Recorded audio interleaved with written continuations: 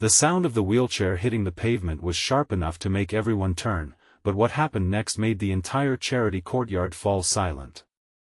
8-year-old Mireia Vale, a child doctors had declared permanently paralyzed from the waist down, gripped the metal armrests, pushed herself upright, and took one trembling step into the bright afternoon sunlight. Then another. Her mother, billionaire businesswoman Sabine Vale, stood frozen beside the stage as her daughter stumbled forward with tears streaming down her face. Mireia was not walking toward the famous surgeon who had flown across the country to attend the event. She was not reaching for her mother, the therapists, or the crowd applauding in disbelief. She was running, awkwardly and painfully, toward a grease-stained mechanic kneeling beside an old blue pickup truck. The man dropped the wrench in his hand just as Mireia collapsed into his arms and whispered the words that shattered Sabine's heart. She had promised him she would try. Before we continue, please like, comment, share, and subscribe to the channel Eco-verse if you believe in kindness, second chances, and the quiet miracles ordinary people can bring into someone's life. 3 months earlier, Sabine Vale had believed miracles were stories people told when medicine, money, and logic had failed them. At 39, she controlled one of the largest renewable transportation companies in the country. Her face appeared on business magazines, her speeches filled conference halls, and her personal fortune was large enough to fund private hospitals. Yet none of it could change what happened on a clear spring morning 2 years before, when a delivery van lost control at an intersection and struck the car carrying Sabine's husband and daughter. Her husband, Alaric, died before the ambulance arrived. Mireia survived with a spinal injury that left her unable to move her legs. From that day forward, Sabine turned grief into a project. She consulted neurologists in 5 countries, hired specialists, purchased robotic rehabilitation equipment, and converted an entire floor of her glass-walled estate into a private therapy center. Every morning began with schedules, exercises, measurements, medications, and reports. Every evening ended with Sabine studying medical research long after Mireia had gone to sleep. She believed that if she worked hard enough and spent enough, she could force life to return what it had taken, but Mireia was not a business problem to be solved. She was a lonely child who missed her father, hated the smell of hospitals, and had grown tired of adults watching her legs instead of looking into her eyes.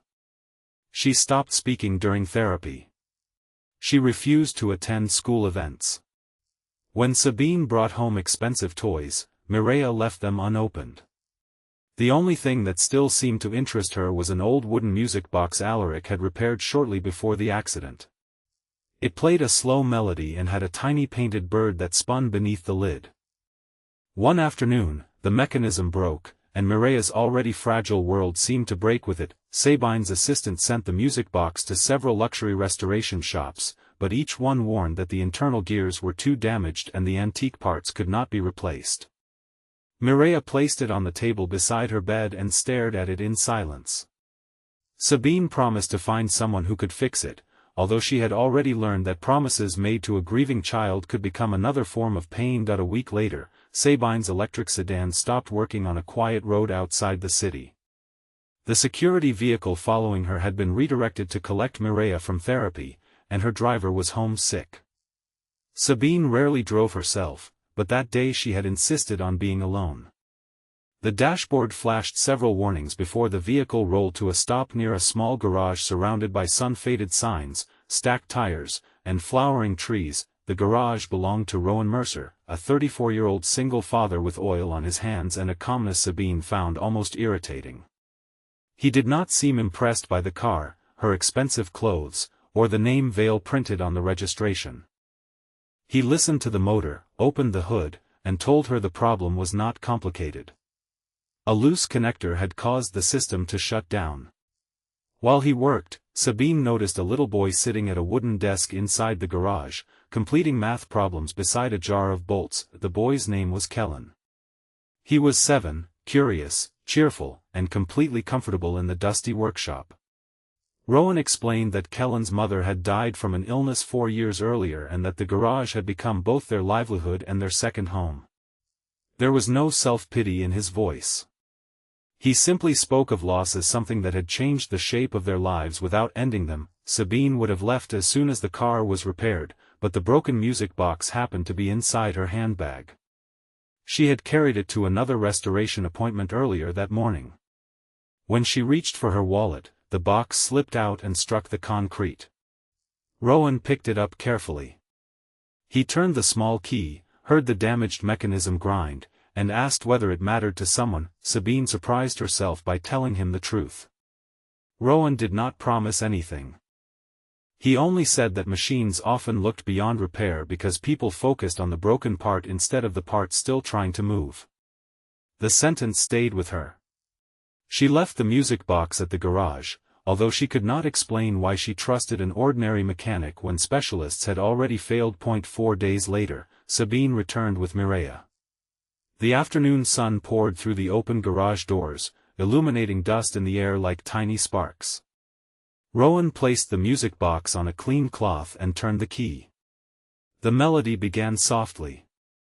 The painted bird spun again. Mireia's expression changed in a way Sabine had not seen since before the accident. She lifted the box with both hands and held it against her chest. Rowan explained that one of the original gears had cracked, so he shaped a replacement from a small piece of brass. He showed Mireia the damaged gear and the new one, letting her feel the difference between them.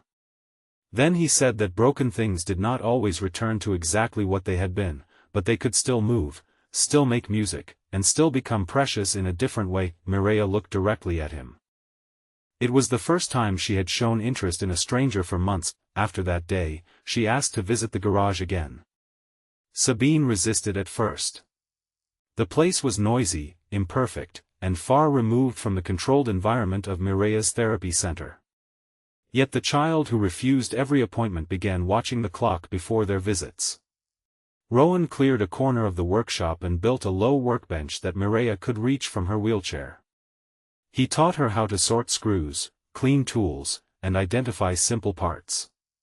Kellen sat beside her, talking enough for both of them until Mireia gradually began answering. The garage became the one place where no one treated Mireia like a tragedy.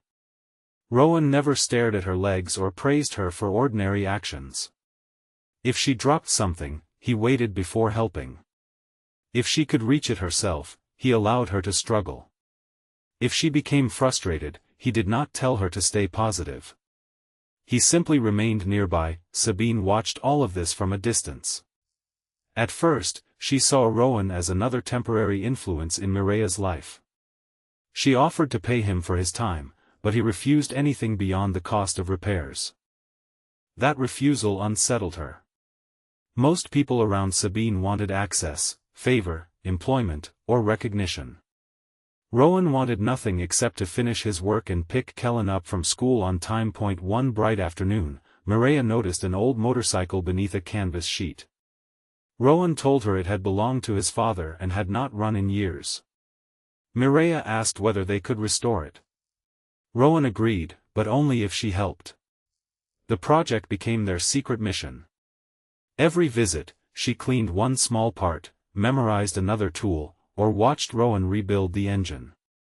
Her hands grew stronger. Her shoulders became steadier. She began pushing her wheelchair across the workshop without assistance. Then Rowan discovered something no one else had noticed. Whenever Mireia concentrated intensely, the toes of her left foot moved slightly inside her shoe. The movement was small enough to dismiss as a muscle spasm, but Rowan had spent his life observing mechanical responses. He saw repetition where others saw coincidence. That he mentioned it to Sabine carefully. Her face hardened. She accused him of giving Mireia false hope. She had heard too many experimental claims, watched too many treatments fail, and seen the devastation each time her daughter believed she might walk again. Rowan did not argue. He only said that hope was dangerous when used as a promise, but necessary when used as permission to try. Sabine left the garage furious, yet that evening she reviewed Mireia's recent therapy recordings. She watched them frame by frame and saw what Rowan had seen. The next morning, a neurologist confirmed faint voluntary muscle activation below the injury. It did not mean Mireia would walk. It did not guarantee improvement. But it meant her condition had changed. For the first time in almost 2 years, Sabine did not respond by purchasing a new program. She asked Mireia what she wanted. Mireia wanted Rowan to help. The request created tension between Sabine and the medical team. Rowan had no rehabilitation degree. He was a mechanic who repaired engines and raised a child above a garage.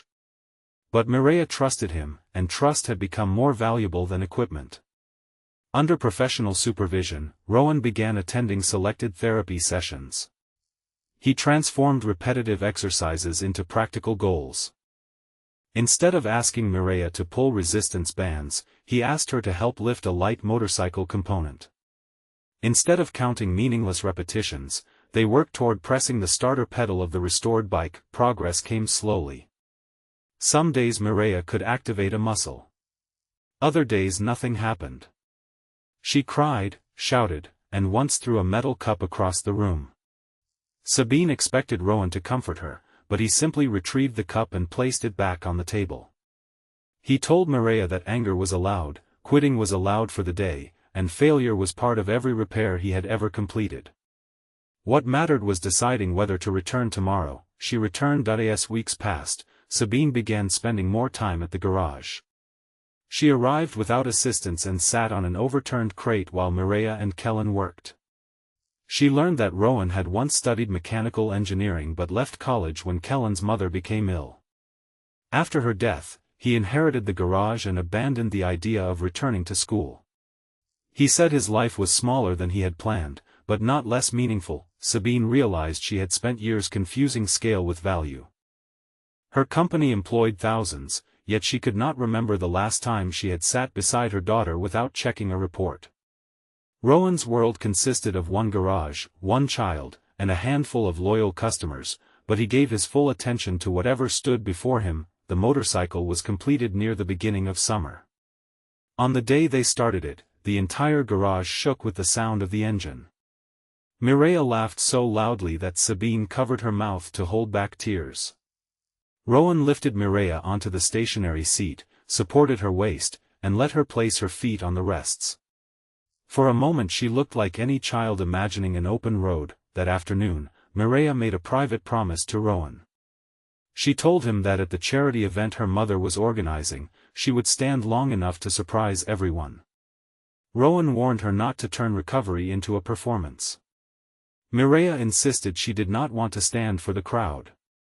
She wanted to take one step towards someone who had never stopped seeing her as whole. Sabine knew nothing of the plan. The charity event was held in the wide courtyard of Vale Mobility's headquarters under a clear blue sky. Investors, doctors, journalists, and families gathered to announce a major fund for children with spinal injuries. Sabine had arranged for Mireia to appear on stage, but she promised there would be no questions and no pressure. Rowan attended only because Mireia had invited Kellen to see the restored motorcycle, which was displayed near a row of experimental vehicles. Uncomfortable among wealthy donors, Rowan stayed beside the old blue pickup he had driven to the event. He wore a clean shirt, but there was still grease beneath his fingernails. As Sabine began her speech, Mireia sat near the front of the stage. She looked across the courtyard and found Rowan.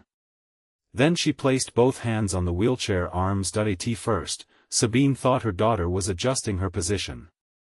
Then Mireia's knees straightened. A therapist rushed forward, but Mireia shook her head.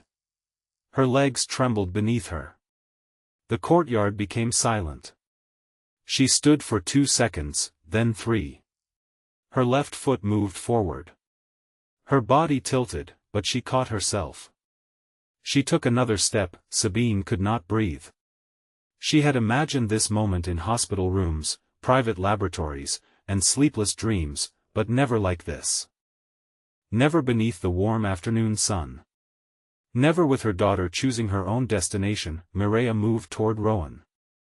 The steps were uneven and fragile, and after several feet her knees gave way.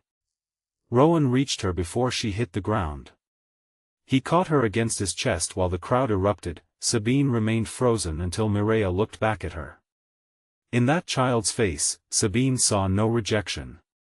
She saw an invitation. She crossed the courtyard and knelt beside them. For the first time, the billionaire who was famous for controlling every room allowed herself to break completely. She held Mireia, then Rowan, and wept without hiding her face. The moment spread across news channels, but the reports misunderstood what had happened. They called it a medical miracle, a breakthrough, and an inspirational victory. The truth was quieter. Mireia had not been cured.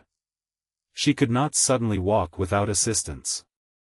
Her journey was only beginning, and doctors warned that progress might remain limited.